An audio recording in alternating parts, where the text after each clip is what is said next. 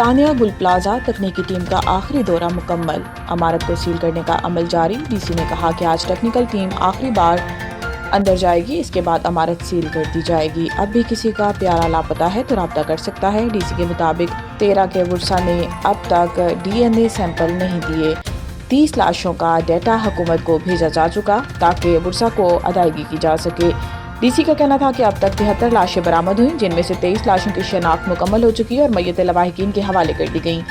مقررہ وقت میں رابطہ نہ کرنے والوں کو فہرست سے خارج کریں گے۔ دوسری جانب تکنیکی ٹیم نے گل پلازا کی عمارت کا آخری دورہ کر لیا، جس کے بعد عمارت کو سیل کرنے کا عمل شروع کر دیا گیا ہے۔ عمارت کے اطراف لوہے کی شٹرنگ لگانے کا کام جاری ہے۔ علاوہ ازیں ایس ایس پی سٹی عارف عزیز نے بتایا کہ غفلت اور لاپرواہی کے تمام پہلو سامنے لائے جائیں گے۔ تحقیقات کی جا رہی ہیں کہ آگ لگنے کے بعد بھی دروازے کیوں نہیں کھولے گئے۔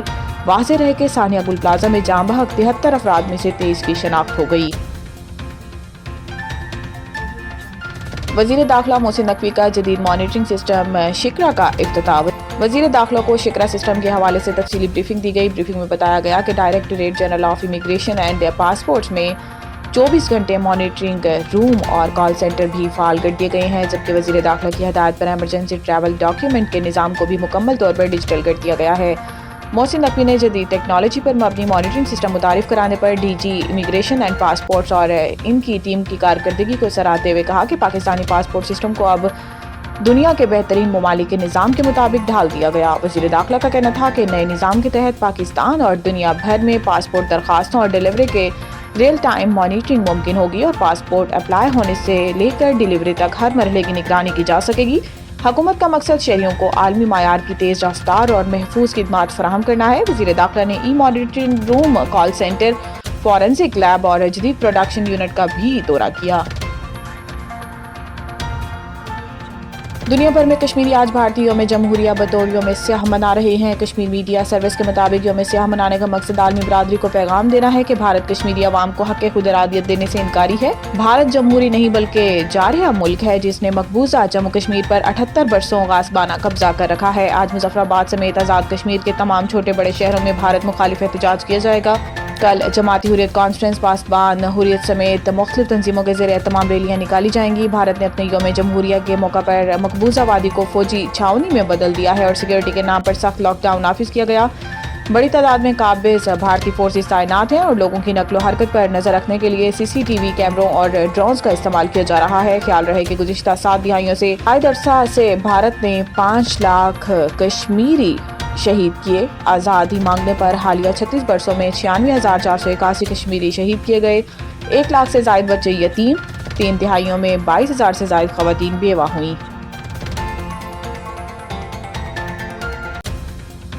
ملک کے مختلف علاقوں میں بارش اور برف باری کا سلسلہ مزید بڑھنے کا امکان۔ کوئٹہ سمیت بلوچستان کے مختلف اضلاع میں بارشوں اور برف باری کا ایک اور سپیل داخل ہو گیا۔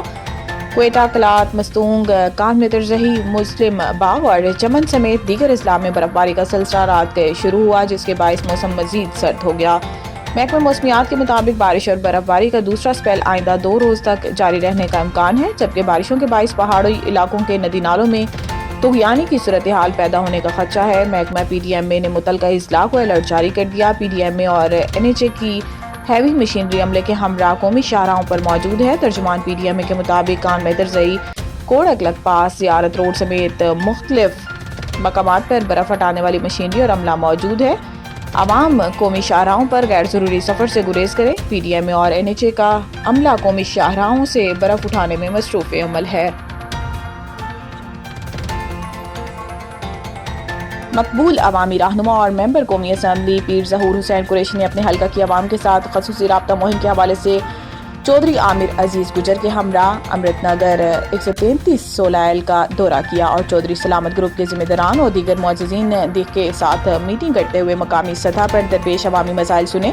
ممبر قومی اسمبلی نے ان مسائل کے جلد از جلد حل کی ہر ممکن یقین دہانی کرائی۔ اس موقع پر نمبردار جاوید سیموئل، نمبردار مہران خان، سربراہ نمبردار سہیل، وکٹر چودھری اندریاس راجہ، میجر امانویل دتا، اے ڈی ساحل منیر ایڈوکیٹ چودھری سلیم گلزار دودھیا، سابقہ یو سی چیئرمین چودھری رحمت نار، سابقہ کونسلر چودھری صابر خورشید، سابقہ کونسلر چودھری عنایت بہادر، چودھری سیمول مبارک، چودھری حنک احمد، چودھری سلیم اختر باوا، چودھری یونس خورشید نفیس امانت کھیڑا، چودھری رابرٹ منڈو، چودھری سلیم فقیر، صدیق جلال آبادی، چودھری رحمت نیک، جیمس یعقوب، عنایت ڈوگر، چودھری شکیل ہدایت پکھاری والا، چودھری بابر شفقت پکھا، چودھری نذیر احمد، چودھری قمر الزمان رندھاوا، نوید امام دین، سلاطی السائیں، چودھری ولسن موڑ، سلیم برکت، چودھری کرنیل نندا اور چودھری ندیم رندھاوا سمیت معززین دہ کی ایک کثیر تعداد موجود تھی۔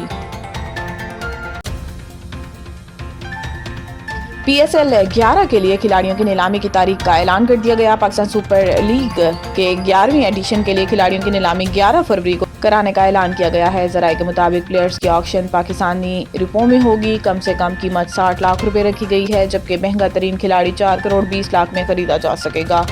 ٹیم سکواڈ ارکان کی تعداد 16 اور زیادہ سے زیادہ 20 مقرر کی گئی، جن میں غیر ملکی کھلاڑی 5 سے 7 تک رکھے جا سکیں گے، جبکہ ہر ٹیم میں 3 یا 4 غیر ملکی کھلاڑی پلینگ 11 کا حصہ ہو سکیں گے۔